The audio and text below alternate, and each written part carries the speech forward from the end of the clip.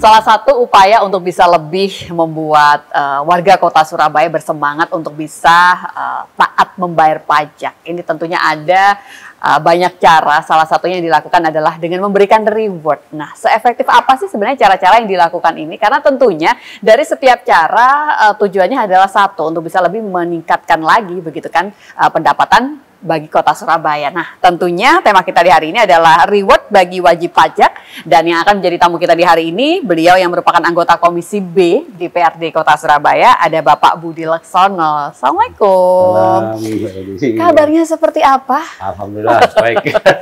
Taat pajak, terus ada reward bagi mereka yang benar-benar membayar sesuai dengan aturan, dengan tanggal yang tepat. Ini tentunya sebuah terobosan baru. Apa sih sebenarnya yang melatar belakangi ini semua, Pak Budi? Ya, jadi untuk tema kita hari ini. Jadi yang pertama, setelah saya itu kan kemarin sudah di Komisi A ya. Setelah masuk Komisi B itu ternyata diantaranya termasuk mengenai PAD ya, pendapatan asli daerah. Baik.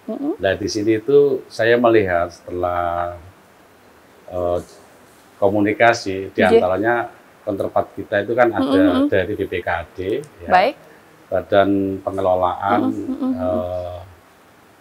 BP, Badan Pengelolaan Keuangan dan Aset Daerah. Baik. Nah, di sini juga hubungannya dengan Spenda ya, pendapatan tadi ya. Pendapatan ya. Jadi setelah kita diskusi terkait dengan susahnya juga ya memberikan untuk warga ini membayar baik PBB maupun retribusi. Ini saya melihat mungkin kita harus punya cara kan ya, seperti butuh sebuah terobosan ya, begitu ya. Kita nggak tahu cara ini apakah nanti itu diizinkan, karena kan ini anggaran murni ya, yang harus ibaratnya cara keluarnya untuk reward. Sudah ada namanya polling PBB yang hadir di RW-RW, kan juga. Yang pertama ini RW ini ternyata juga saya lihat karena RT RW untuk sosialisasi dulu itu ada reward. Setiap ada pembayaran berapa rupiah kan dia. Tapi karena honor RT RW ini naik sehingga mungkin ini ditarik. Nah, ini juga tentunya harus dievaluasi. Dievaluasi juga. Jadi semangat warga untuk datang ke RW, RT itu kalau ada reward, ada warganya, itu untuk sosialisasi itu mudah. Jadi ada, aku nanti sekali jalan, ada beberapa rumah yang mungkin mengantarkan ke RW. Berarti ini nantinya sampai ke pelaksananya pun juga dipikirkan ya? Artinya rewardnya tidak hanya untuk pembayar begitu ya? Betul, Pak. Jadi dulu itu ada, sekarang itu sebetulnya nggak ada, karena honor RT RW itu kan sudah ditingkatkan tadi ya. Sehingga ini ditarik. Nah, ini tentunya harus dievaluasi untuk penyemangat biar warga masyarakat itu tidak jauh-jauh juga. Walaupun dengan sistem online ya, mungkin saya juga belum paham yang masalah online pajak, tapi ada di RW-RW itu polling PBB. Nah, di sisi lain, karena ternyata itu banyak sekali itu yang nunggak ya sampai puluhan tahun itu data kita cukup banyak kah sebenarnya Pak, mereka yang akhirnya masih belum taat membayarnya tidak tepat waktu dan sebagainya? Yang jelas itu banyak sekali karena di antara rumah-rumah warga itu beralih atau sudah dijual sehingga di bawah tangan, meneruskan, sehingga dengan orang-orang yang lama ini kan harus memakai KTP yang lama lah, yang lama, sehingga yang baru ini mungkin sudah membeli justru masih belum diurus dengan kondisi balik namanya, sehingga ini otomatis nunggak. Nah, kesempatan ini setelah saya diskusi dengan baik BPKAD maupun Spenda itu, diantaranya saya itu kok punya angan-angan gitu loh. Saya diskusi, kalau orang membayar, jadi ada istilahnya itu punishment, juga ada reward. Yang mungkin tahu datanya nggak bayar, ini kan juga harus ditinjau juga kan ya, apakah ini masih pemiliknya. Kadang tanah ini turun-temurun. sudah beberapa generasi kan ya, tapi diteruskan oleh putra putrinya atau cucunya, sehingga dengan kondisi ekonomi sehingga ini juga akhirnya nunggak lah. Saya punya wacana, punya angan-angan, dan juga saya sampaikan kemarin di media terkait mungkin ada iming-iming lah, ada iming-iming. Reward itu tadi reward, gitu ya. Reward apa?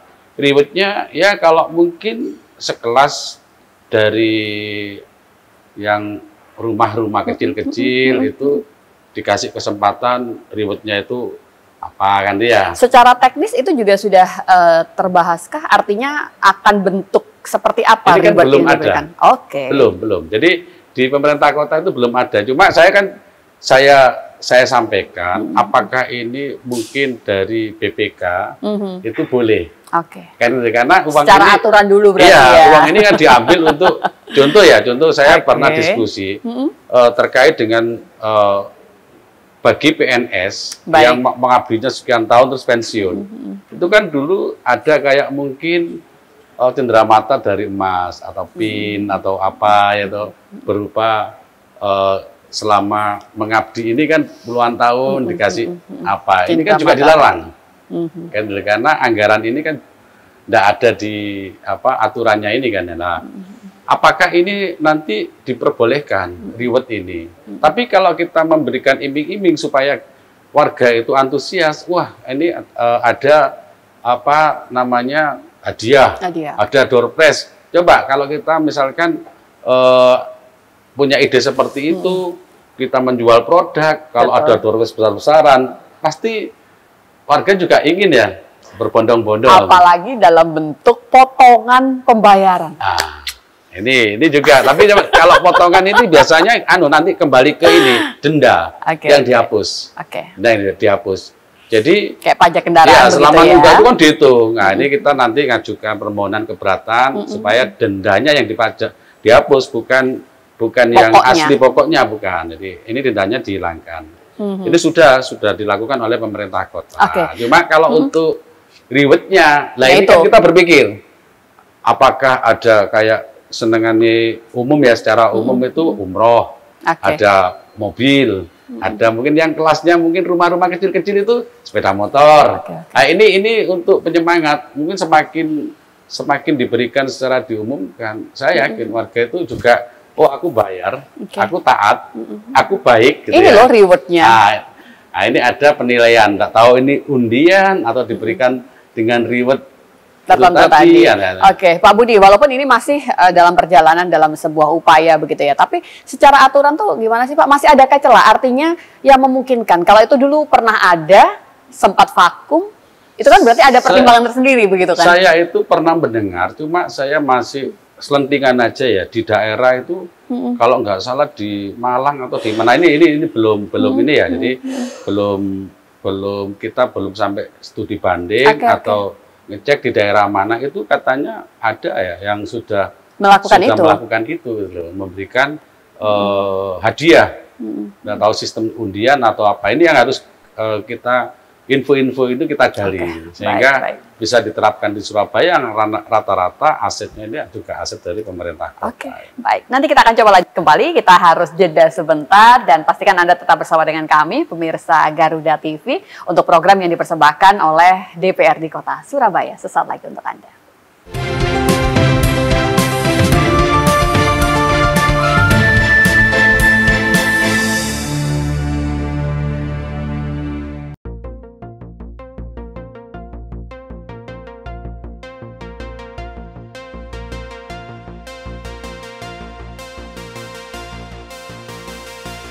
Sahabat, kita bisa raih mimpi selama kita bekerja keras.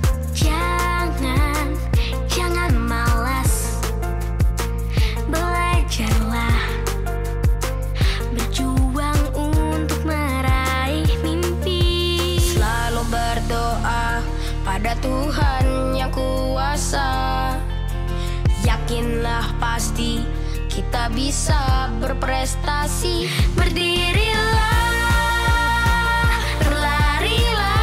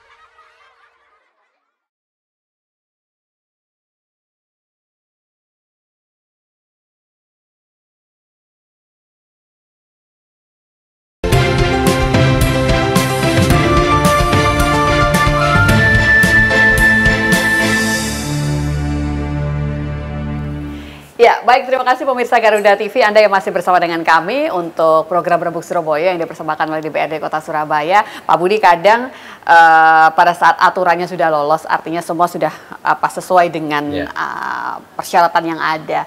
Mekanisme pelaksanaan ini juga menjadi sebuah hal yang penting untuk bisa dipertimbangkan, begitu Kak. Itu juga sudah melalui beberapa perbincangan Kak? Karena kalau studi tentunya belum begitu ya. Bagaimana Pak untuk mekanisme pelaksanaannya? Ya, ini kan kita masih melempar wacana ini. Melempar wacana ini dengan sistem supaya benar-benar PAD ini berjalan sesuai dengan ini ya harapan kan ya.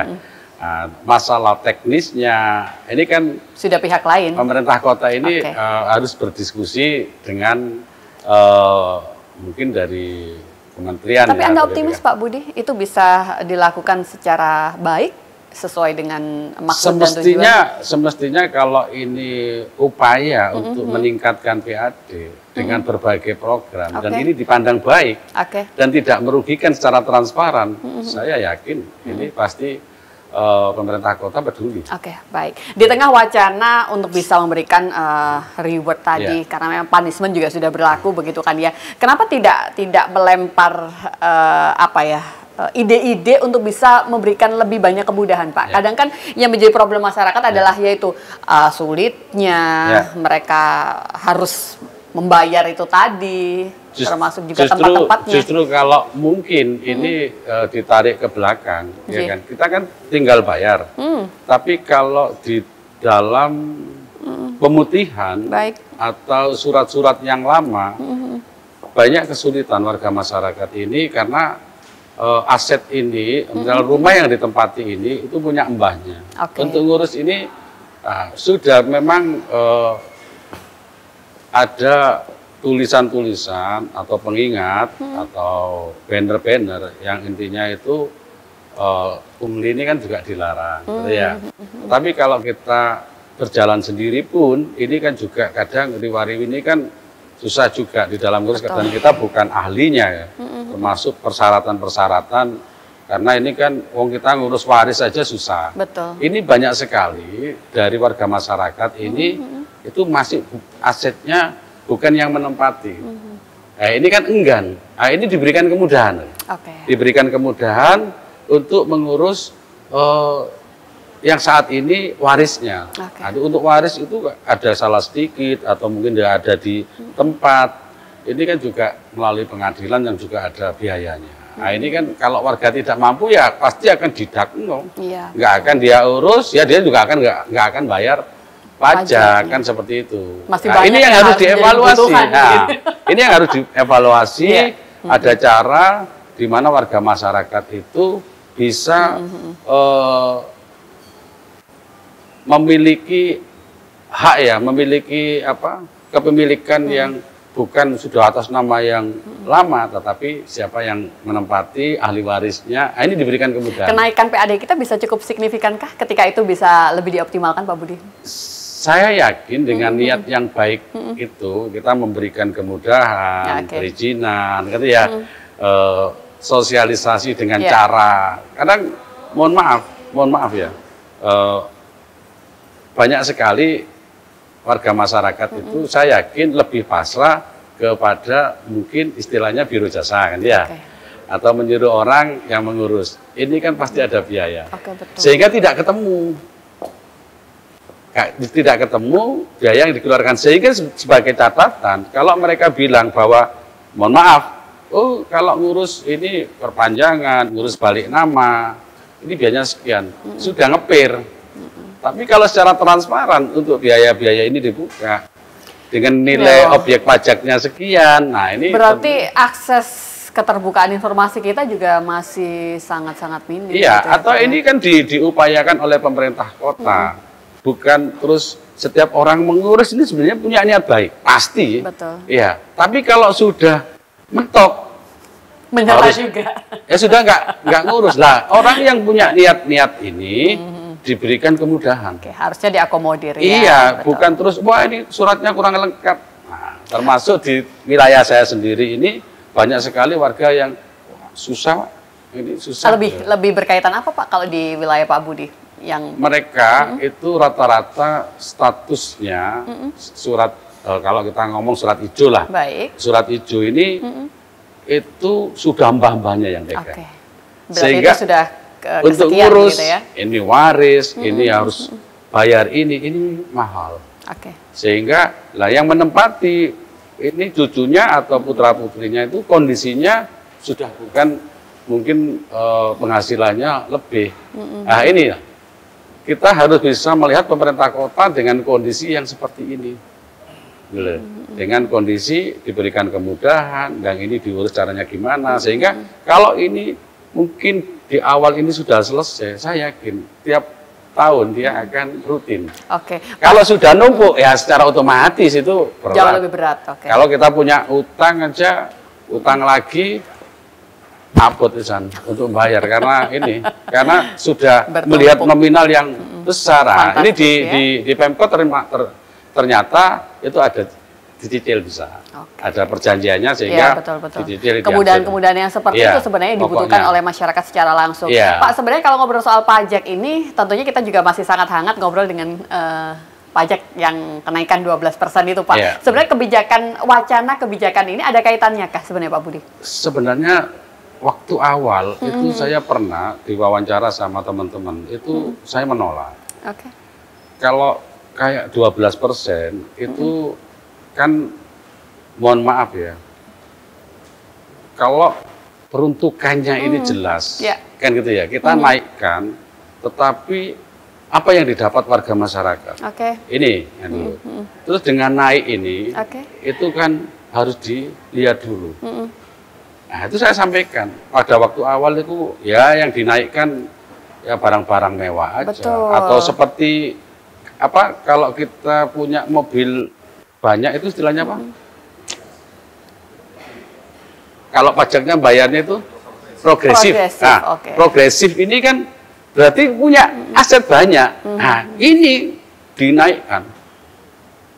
Dia punya aset, dia punya mobil, beli lagi yang progresif ini. Berarti arahnya Bapak juga menyetujui ketika memang diberlakukannya secara tepat begitu ya, Pak ya? Ya, kalau apapun yang penting itu manfaatnya dulu. Kita itu menaikkan pajak tapi nampak apa yang diberikan untuk apa. Nah, kan seperti itu ya. Kalau dipukul rata, justru untuk ini kembalikan kepada masyarakat pajak ini. Terus mereka harus disamakan dengan warga yang mungkin usahanya kecil-kecil ini. Kan juga harus dievaluasi. Padahal di sisi lain tadi sempat baca juga kalau kabarnya masyarakat yang berpenghasilan cukup tinggi, artinya menengah ke atas di Kota Surabaya itu jumlahnya meningkat, Pak. Artinya berarti kebijakan ini sangat sesuai ya kalau bicara pajak. Yang penting itu tidak membebankan warga di kalangan yang bawah. Kalau memang itu mereka itu rata-rata itu pun juga saya rasa susah dimonitor. Iya. Jadi bicara keakuratan data juga masih dipertanyakan. Ya pinter-pinter orang-orang yang punya aset yang inilah apa, termasuk kalau kita import barang itu kan juga diberikan kemudahan ya, kita harus jual produknya kena pajak sekian kan, barang mewah itu ya. Tapi kalau barang mewah sih saya sepakat ya. Karena memang itu tadi tidak memberatkan mereka yang berada di bawah, dan kebermanfaatannya itu bisa dirasakan untuk seluruh masyarakat khususnya di Kota Surabaya. Kita kembali jeda sebentar dan pastikan Anda tetap bersama dengan kami pemirsa untuk program yang dipersembahkan oleh DPRD Kota Surabaya sesaat lagi.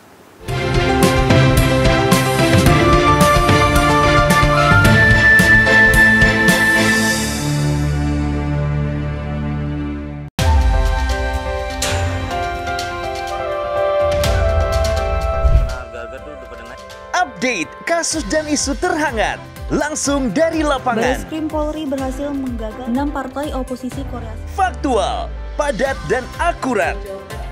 Ikuti setiap perkembangan di laporan 8 petang setiap hari pukul 6 sore. Live di Garuda TV.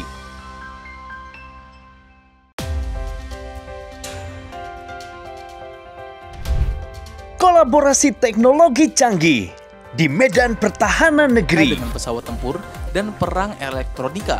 Dalam informasi dunia militer di garda terdepan, 737 pesawat CN-235 kali perlengkapan senjata untuk menyerang musuh.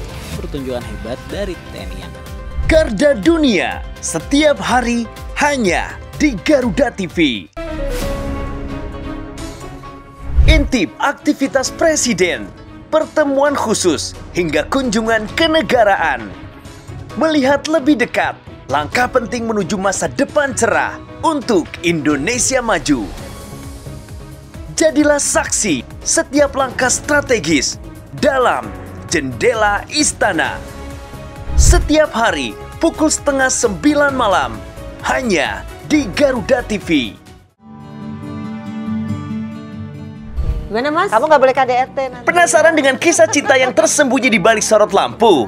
Cari tahu perjalanan spiritual yang akan mengubah pandangan tentang cinta kita. Amin. Bersama Tias Mirasih dan konsultan spiritual cinta yang akan mengungkap rahasia cinta para bintang ternama di Kita dan Cinta. Setiap hari pukul 1 siang hanya di Garuda TV. Semua yang lucu ada di sini. Dan pastinya bikin weekend Anda makin seru. Yang dijamin bikin ketawa.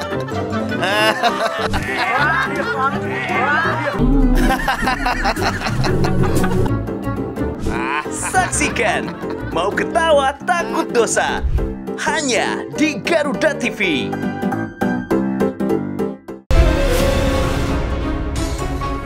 Ketika bangsa kita menghadapi tantangan besar, hanya persatuan yang menjadi kunci utama. Tema skandal Agus difabel sekarang 15 orang, tapi penyelidikan kepolisian masih sampaikan Bersama ahli dan pakar terpercaya membahas semua isu hangat. Ini bagaimana pengaruh Indonesia kita setiap hari pukul 7 malam hanya di Garuda TV.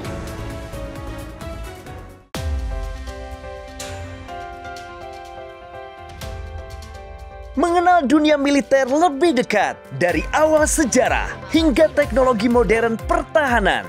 Desain dan operasi baru menggunakan peralatan anti-submarine warfare atau ASW, radio dan radar. Di medan pertahanan negeri dalam informasi dunia militer. In Militer setiap hari hanya di Garuda TV. Sajian informatif mengenai ragam fakta unik dari seluruh penjuru dunia. Mengulas berbagai fenomena menarik dan langka yang kaya akan wawasan. Pengetahuan dan humaniora, Oxford University awalnya justru dibuat karena desainnya yang transparan, para pengunjung yang menginap di sana. Info Miss Wow hanya di Garuda TV.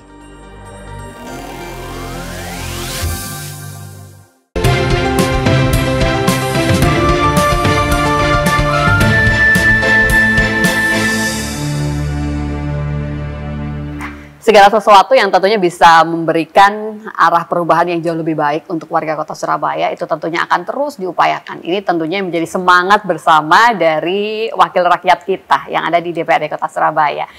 Pak Budi, dari beberapa upaya tadi yang sudah Bapak jelaskan, ini tentunya apakah ketika nantinya benar-benar disetujui upaya di awal tadi, ini kebijakannya bisa direalisasikan Pak, bisa menjadi sebuah produk konstitusi ke depannya? Seperti apa penjelasannya? Ya, kalau memang ini dirasa bahwa ini tidak bermasalah dengan hukum, kan itu ya.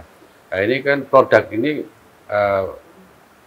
diperdakan nanti melalui perwali juga ya, karena perwalinya itu bagaimana dengan kondisi yang ini juga kita butuh masukan juga dari masyarakat. Jadi kalau memang ini disepakati, karena anggaran ini kan juga keluarnya dari anggaran APBD kan untuk reward. Nah ini ya harus dibuatkan perda. Nah, perdanya ini yang penting jangan sampai perda ini membebani kita juga, gitu.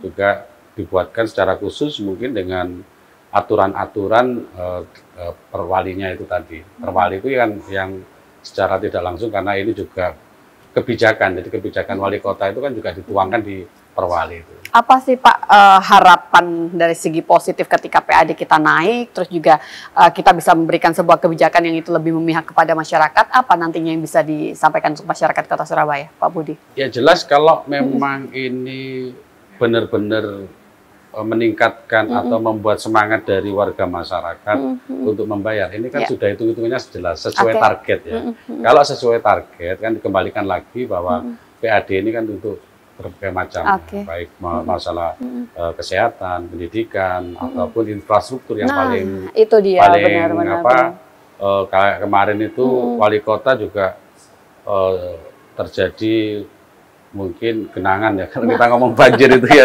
saya petani disalahkan, jadi terjadi genangan di wilayah-wilayah tepian Surabaya ini kan juga menjadi evaluasi. Ada anggaran khususkah Pak sebenarnya? Kalau sudah musim hujan gini sebenarnya Surabaya pasti kalau anggarannya itu ya sudah jelas, itu sudah ada ya. Perubahan khusus untuk itu? Iya, tapi kalau yang mendadak seperti beberapa case kemarin banjir ini kan, kalau kita ngomong banjir ini kan juga kiriman dari daerah juga, Surabaya itu kan seperti itu ya.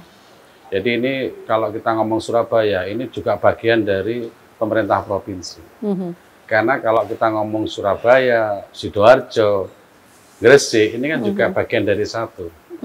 Atau kalau kita ngomong sampai Malang pun, air ini kan juga meluapnya dari gunung itu kan bisa larinya juga ke berbagai daerah juga kan. Karena kita tidak tahu curah hujan di atas, tapi ini setidaknya menjadi pantauan. Kalau kita bisa mengawasi di Surabaya, tetapi tentunya kalau kita ngomong sudah Gresik kan sama, kalau sudah terjadi ini kan tentunya bisa dilihat dari mana. Nah, tapi anggaran-anggaran untuk pembangunan saya rasa sampai saat ini itu sarana fisik itu masih terus jalan dengan usulan-usulan, baik melalui usulan dari kelurahan maupun dari Musrenbang. Ini kan juga tiap tahun ini digedok ya. Oke, Pak Budi, adakah tanggapan Pak ketika Pak Wali kemarin sempat memberikan statement kenaikan PAD itu akan lebih difokuskan pada perbaikan infrastruktur di Kota Surabaya? Kita masih butuh ya Pak ya, artinya memang perbaikan banyak lebih difokuskan sana Pak Budi? Kalau menuruti perbaikan itu tidak ada habisnya ya. Yang namanya area Surabaya, kalau kita juga melihat di pinggiran, di pesisir Surabaya, itu kan juga masih berupa ada diantaranya lahan-lahan kosong. Ini kan juga banyak ya. Dan nanti juga timbul muncul perumahan-perumahan di daerah sana. Itu kan juga ada pembenahan-pembenahan. Tapi tidak tahu antisipasi dari banjirnya ini kan juga kita tidak tahu ya. Nah, ini dengan mungkin aturan-aturan dari pemerintah kota ini yang jelas harus disampaikan ke warga masyarakat.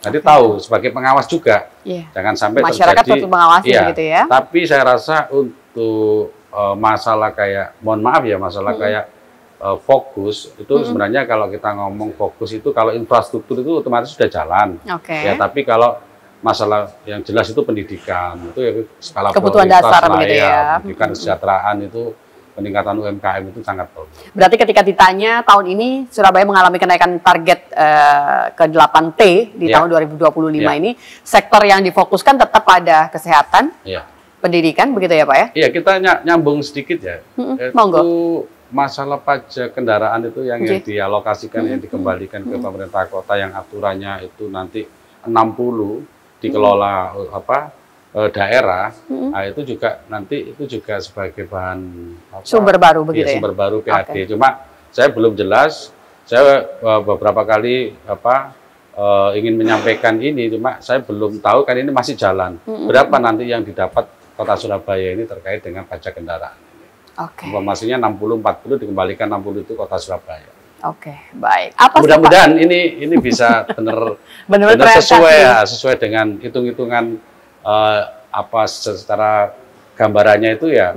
Ya memang seperti ini. Jangan sampai nanti ada hal-hal lain yang akhirnya justru yang didapat informasi 60% tapi yang didapat sekian persen. Ini kan timbul timbul permasalahan baru ya, fitnah atau yang lain-lain. Betul, betul. Pak Budi, kembali pada tema kita di hari ini. Sebenarnya apa Pak untuk bisa lebih mengantisipasi sebuah kebijakan baru yang tengah masih berjalan ini agar nantinya tidak berpotensi berkendala dari segi hukum, Pak? Artinya mereka yang berkecimpung di dalamnya juga benar-benar aman, implementasinya sebenarnya juga. Sinergitas antara DPRD, pemerintah kota, kan seperti ini kan sudah terjalin ya, mengenai mana yang memang ini baik dilakukan.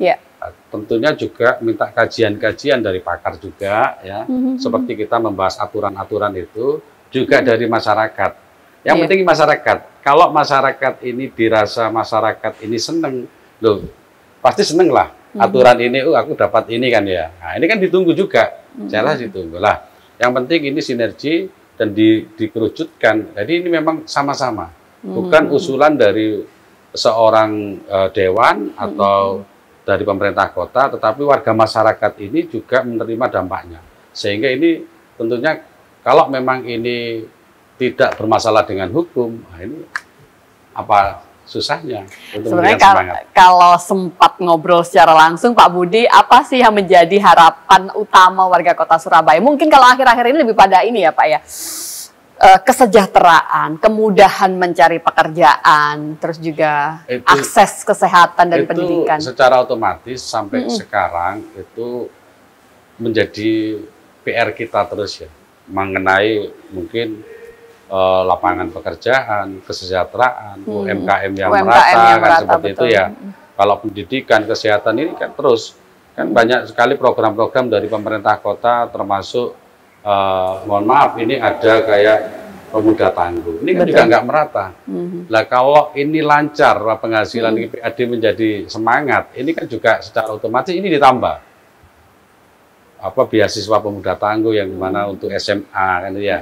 Nah ini tentunya sebagai catatan bahwa termasuk pemberian pembinaan kepada UMKM yang kecil-kecil ini juga perlu, karena banyak sambatan juga. Saya setelah di Komisi B saya sampaikan ada kredit lunak gitu ya dari Bank Surya Arta itu kan cuma kan persyaratannya juga tidak semudah waktu kita bicara ada bantuan 2,5 juta, tetapi kolektif tetap harus menaruh jaminan kan seperti itu, harus ada koordinatornya.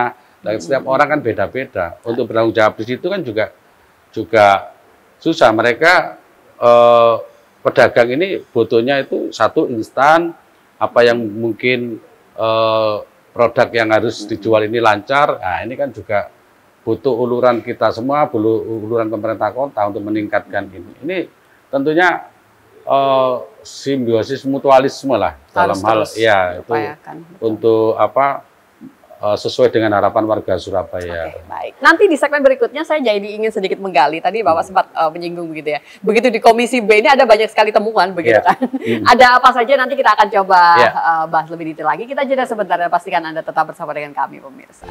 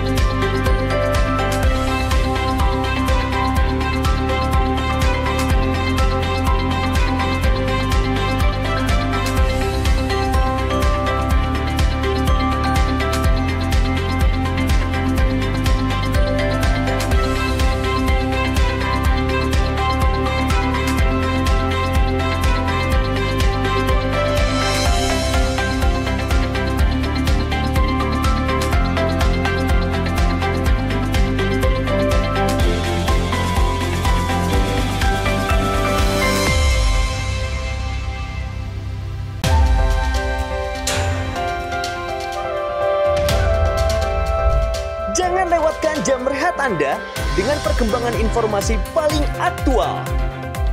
Peristiwa yang terjadi setiap saat disajikan untuk Anda. Operasi yang dikelola oleh warga binaan. Laporan 8 siang, setiap hari pukul 12 siang, hanya di Garuda TV.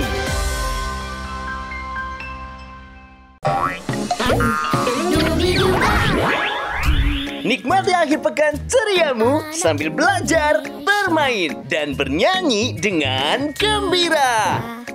Tunjukkan bakatmu bersama Andra Jadi, Sandrika, Lovely, dan Abshina di panggung Gembira Anak Indonesia. Setiap hari Sabtu dan Minggu pukul 9 pagi. Hanya di Garuda TV.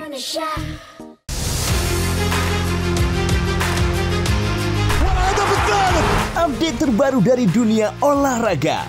Dapatkan semua berita olahraga terkini dari nasional dan internasional. Bahkan beberapa di antaranya setelah mendapat waktu istirahat dan jauh dari analisis tajam dan rekap momen epik. Saksikan Sport 8 setiap hari hanya di Garuda TV. Menyajikan diskusi hangat yang tengah menjadi sorotan publik bersama tokoh berpengaruh di negeri ini. Terjadi apabila ada pengetahuan dan keberanian mengungkap berbagai pandangan dari isu sosial, politik, dan ekonomi.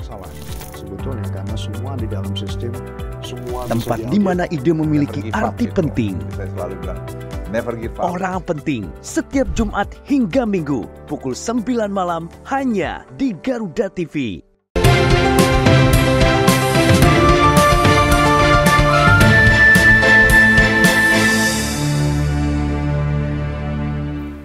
Saya ini selalu suka ketika ngobrol dengan narasumber, ada sesuatu yang baru yang bisa disampaikan untuk seluruh masyarakat, pemirsa Garuda TV, khususnya warga kota Surabaya, begitu ya. Pak Budi dari Komisi A, terus juga ke B. Ya. Gitu Dulu kan? pernah di D. Pernah di D? Ya. Di D pernah A, terus sekarang ke B. Hal baru apa Pak Budi yang temuan baru yang didapatkan ketika bertugas di sini, Ini kita itu juga kadang melihat dalam segi usaha ya. Saya itu kan juga berbisnis juga, ya kan. Namanya bisnis pasti kita mencari profit, keuntungan. Di samping nanti dari sisi sosialnya, untuk masyarakatnya juga dalam hal mungkin yang apa ya sosial lah itunya. Itu kan kalau saya melihat saya di Komisi B itu ternyata ada berbagai permasalahan terkait mungkin pendapatan. Baik. Contoh kita melihat bahwa bagian kita itu dari kebun binatang. Ini kita punya aset. Ya. Ya. Terus ada lagi rumah potong hewan yang ini nanti juga akan dijadikan PT juga ya. Nah, terus ada pasar. Pasar itu ada berapa ratus pasar kan yang asetnya pemerintah kota. Tetapi, catatan apa yang Bapak miliki?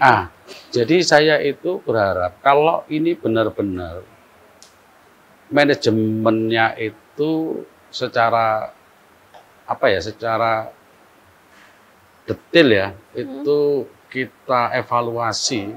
Saya rasa ini bisa meningkatkan pendapatan. Berarti ada sebuah pembenahan secara khusus yang harusnya dilakukan begitu? Iya. Contoh kalau kita melihat pasar, di situ ada area parkir yang dikelola oleh PD Pasar, bukan Disub. Ini dikelolanya itu oleh warga masyarakat yang turun-temurun. Nah, kenapa tidak dibuat satu apa yang namanya portal itu untuk gate masuk yang seperti di tol itu apa istilahnya itu. Terus terkait informasi yang saya dapat, pasar itu ada yang sewa kontraknya itu sampai habis 2030 sampai 2035. Nah ini kan harus dibenahi. Mereka menempati dan saya tidak tahu ini apakah ini yang pemilik stan itu benar-benar pemilik aslinya atau dipindah tangankan. Ini kita juga tidak tahu. Kalau kita punya aset, saya yakin di kontrak ditinggal pasti untung. Ya. Nah, inilah tapi yang, ini belum asetnya, ke arah sana begitu ya. Saya ingin sekali seperti itu ada reward. Nah, itu juga ada sesuatu hal yang memancing masyarakat untuk bergeliat, sehingga ada wacana bahwa mereka itu bisa diatur. Kalau ini sampai ada sewa yang sampai tahun 2030, 2035 habis, ini harus dievaluasi. Berarti kalau selama menempati uang outsourcing aja 1 tahun itu sudah harus evaluasi pekerja-pekerja. Ya, ini aset loh. Dan tentunya pendapatan tersendiri. Saya juga melihat di daerah kebun binatang. Saya lihat di akuarium itu ada ikan cuma 1. Binatangnya juga kondisinya seperti itu. Kasih wahana-wahana yang... Bicara aset daerah, badan usahanya, ini sepertinya banyak hal ya. Bahkan bukan kali pertama begitu kan berbicara soal PD Pasar contohnya, RPH tadi, terus Bapak sempat menyinggung KBS. Kenapa sih Pak kita masih belum bisa menemukan titik temu yang jelas? Ini loh pengelolaannya tepat yang bisa memberikan banyak kebaikan begitu Pak Budi. Saya mengambil contoh PDAM ya, yang sangat luar biasa, yang dikatakan jauh lebih sehat begitu ya. Dengan mungkin karena beda ya, ini air. Tapi kalau jasa seperti rumah potong hewan, itu ada nanti rumah potong unggas. Kita akan berusaha di sana. Ada juga pemasaran terkait dengan produk. Nah, kalau produk ini setiap hotel atau warga masyarakat itu setidaknya ya sekian persen harus beli di sana. Ini saya yakin akan bergeliat. Gitu. Tapi kalau suruh memasarkan sendiri, market sendiri, ya semampu orang yang jualan. Berarti tinggal kebijakan dong, yang berpihak harusnya. Betul, jadi kalau ada kebijakan, kamu kalau ambil dagingnya di sini, kamu ambil, kan ada di sana kan juga buat produk kayak pentol gitu ya. Itu kan kalau misalkan banyak rumah makan di sini itu harus ambil di sana, ya nggak semuanya lah.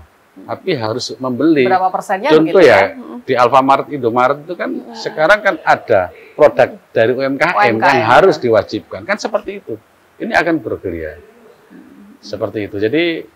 Jadi ada apa ya, kita harus bisa melibatkan warga masyarakat juga, kebijakan yang tidak terlalu menekan. Di sisi lain,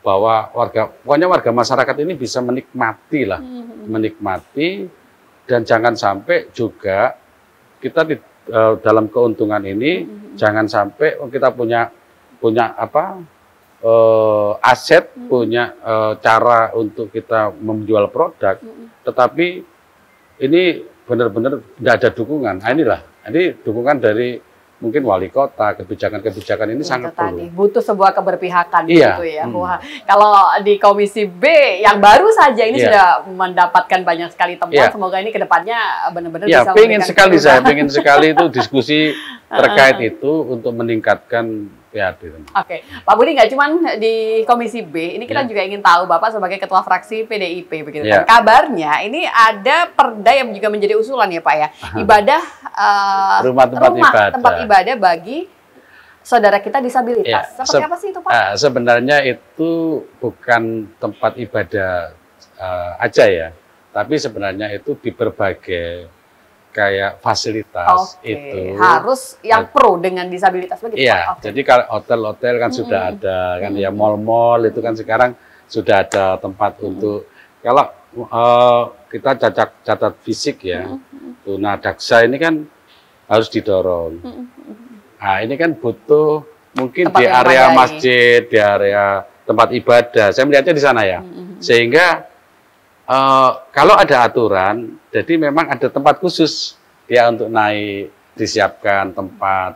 Kalau di hotel-hotel dulu itu ada sekarang sertifikat layak fungsi SLF, itu kan juga mengatur itu gitu diantaranya. Dulu kan kalau kita cuci tangan itu rata kan, akhirnya ada yang pendek buat anak-anak kan, buat pegangan kan ya. Nah ini kan juga informasi dari masyarakat. Sebenarnya ini sebenarnya juga dapat informasi dari masyarakat terkait itu gitu loh. Jadi mohon Pak, kalau di tempat-tempat ibadah ini juga kan biasanya ya namanya tempat ibadah paling ya takmir ya. Tapi kalau takmir ini di saat sholat khusus tertentu hari Jumat ini kan juga rame kan. Itu ada memang skala prioritas lah. Mereka ini ada tempat wuduknya. Terus juga ini masjid-masjid besar ya, tempat untuk mendorong ini, terus disiapkan kursi bagi mereka yang sholatnya tidak bisa duduk. Nah, ini kan jadi ada tulisan-tulisan yang dimana mereka juga mendapatkan hak yang sama dalam hal beribadah. Sepakat, karena memang salah satu tanda hadirnya Dewan, Bapak Ibu Dewan itu adalah dengan melahirkan aturan-aturan, kebijakan-kebijakan yang lebih pro tadi ya Pak ya, salah satunya untuk saudara kita di Tapi setidaknya ini melibatkan dari komunitas. Jadi gini, saya ini kan tidak paham dengan kondisi mereka kan yang tunanetra ya kan, harus menyiapkan alat yang dibutuhkan mereka, ya kan? Begitu Terus ya. di masjid itu ada kursi roda atau yang lain-lain kan gitu ya. Nah, ini kita butuh masukan dari mereka-mereka, teman-teman saudara kita yang dalam naungan komunitas difabel kan ya. Seperti itu. Jadi masukan-masukan ini sangat perlu. Saya kan masih hanya mendengar, sehingga saya wacanakan, mudah-mudahan ditangkap, menjadikan aturan, sehingga tempat-tempat ibadah, bukan tempat ibadah aja, tempat-tempat yang lain itu yang dikunjungi. Ya? Iya. Tempat-tempat hiburan juga mestinya harus seperti itu kan ya. Yang untuk mereka juga ikut merasakan fasilitasnya seperti ya kita yang sempurna ini kan seperti itu. Baik. Nanti kita akan coba lanjut kembali Pak Budi, kita jeda sebentar ya, dan pastikan Anda tetap bersama dengan kami pemirsa Garuda TV.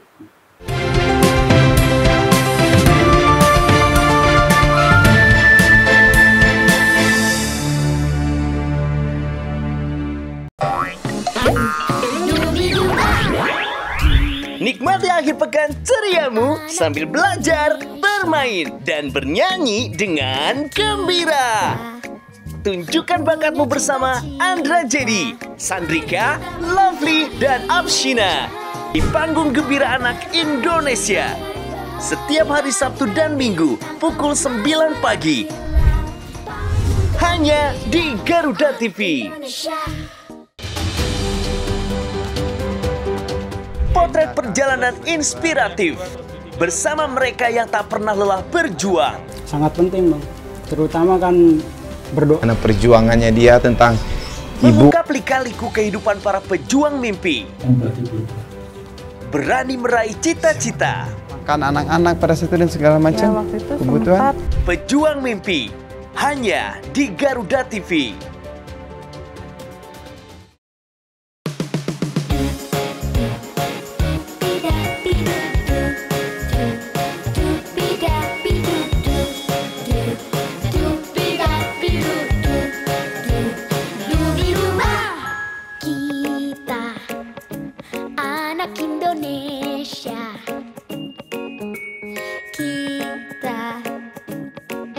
Cita-cita menjadi generasi emas yang kan lepas landas, terbang tinggi bagai Garuda, lambungkan nama Indonesia. Mari kita bernyanyi, mari kita menari, tunjukkan bakat kita di panggung gembira anak Indonesia. Mari kita menjadi talenta terbaik, bagai bintang emas berkilau di panggung gembira anak Indonesia.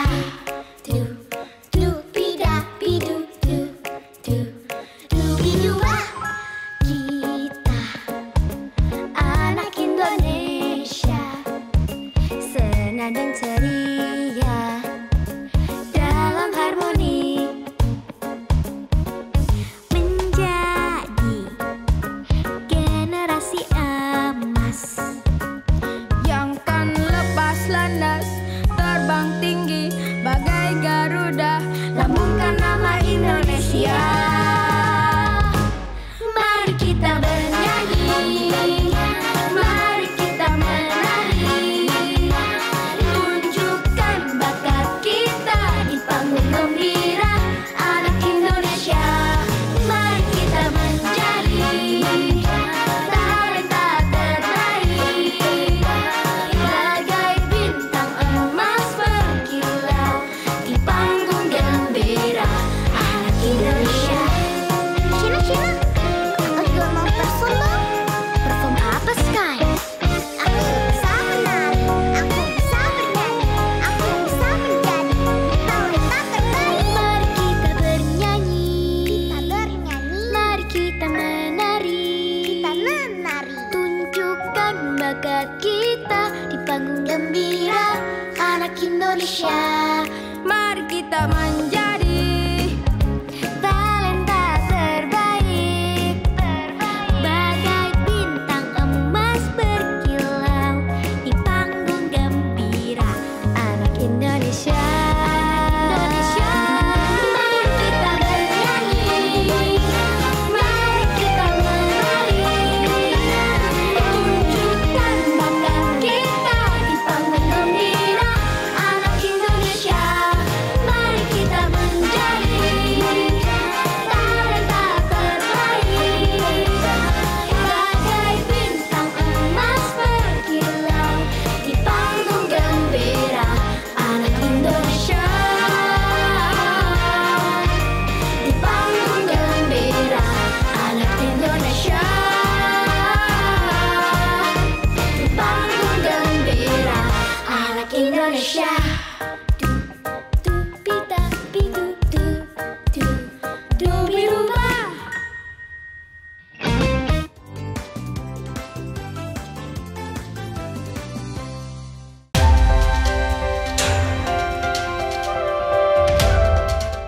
Adanya penangkapan tersangka. Berbagai peristiwa penting terjadi sepanjang hari. Berita faktual dan mendalam yang menjadi sorotan. Kami rangkum untuk menutup aktivitas Anda. Pokok dan penting itu sebagian. Saksikan laporan 8 malam setiap hari pukul 10 malam. Hanya di Garuda TV.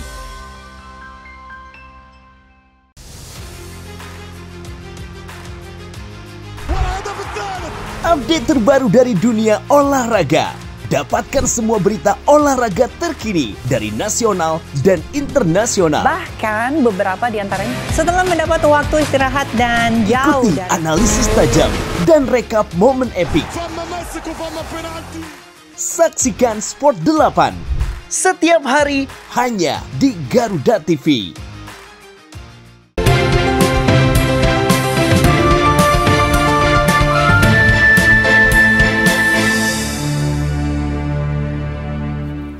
Terima kasih Anda yang masih bersama dengan kami, pemirsa, untuk program Rebuk Surabaya, Surabayaku, Surabayamu, Surabaya kita semua. Jadi kembali pada tema kita di hari ini, bagaimana nanti sebuah upaya pemberian reward begitu ya, agar lebih menumbuhkan kesadaran, keinginan, dan tentunya semangat begitu bagi warga Kota Surabaya untuk bisa taat pajak begitu ya Pak Budi. Apa closing statement yang bisa disampaikan Pak Budi? Ya, mudah-mudahan ini bukan omon-omon ya, bisa didengarkan, bisa menjadi catatan kalau ini bagus untuk meningkatkan, memberikan semangat, vitaminnya warga masyarakat untuk setidaknya mendapatkan undian atau hadiah atau door prize dengan niat yang baik membayar pajaknya. Ini tentunya untuk disegerakan. Kalau memang ini tidak bermasalah dengan hukum, dengan aturan anggaran yang harus dikeluarkan. Nah, ini harapan saya. Ini bisa segera, karena apapun ada kerjasama lah dari masyarakat, ide-ide kita, dan tentunya bisa terrealisasi. Baik, insya Allah semoga semua perjalanannya lancar, ya, amin. secepat mungkin, manfaatnya bisa dirasakan untuk seluruh masyarakat Kota Surabaya. Selamat memperjuangkan seluruh aspirasi masyarakat Pak Budi di Komisi B, begitu ya. Sukses selalu untuk Bapak, dan terima kasih sudah membersamai kami di program Rebuk Surabaya. Semoga yang kita perbincangkan di hari ini bisa memberikan manfaat untuk kita bersama. Saya Eli, pamit undur diri. Wassalamualaikum warahmatullahi wabarakatuh.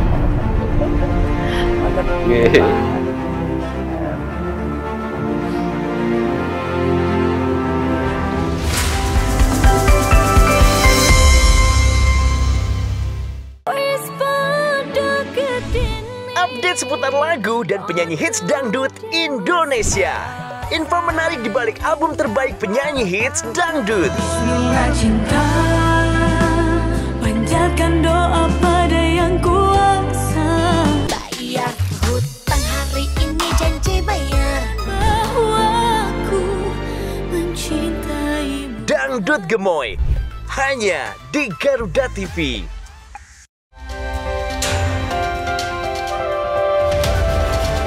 Jelajah rahasia yang belum terungkap seputar teknologi militer. 2007 dan melakukan penerbangan pertamanya. Marinir Amerika Serikat pada Temukan fakta unik di balik rancangan alutsista yang paling canggih.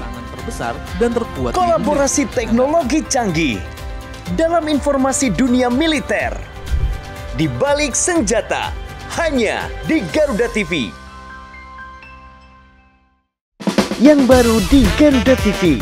Resep rahasia di balik sajian menarik, masakan Nusantara dan internasional. Untuk menambah resep hidangan di rumah Anda.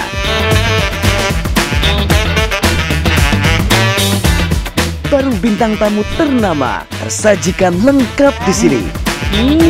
Saksikan Galeri Rasa Senin sampai dengan Jumat pukul 4 sore hanya di Garuda TV. Semua yang lucu ada di sini. Dan pastinya bikin weekend Anda makin seru. Yang dijamin bikin ketawa.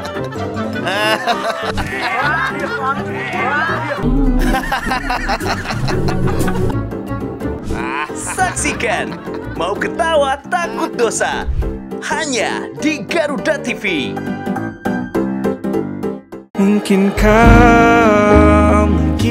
Temukan lagu-lagu hits yang sedang trending.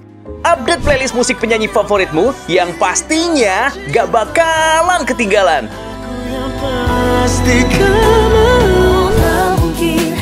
Tak mungkin bila harus menunggu tanpa akhir.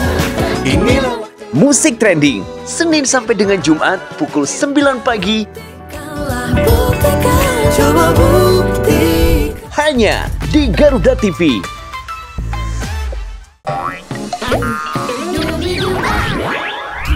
Nikmati akhir pekan ceriamu sambil belajar, bermain, dan bernyanyi dengan gembira. Tunjukkan bakatmu bersama Andra Jadi, Sandrika, Lovely, dan Abshina di panggung Gembira Anak Indonesia. Setiap hari Sabtu dan Minggu pukul 9 pagi. Hanya di Garuda TV.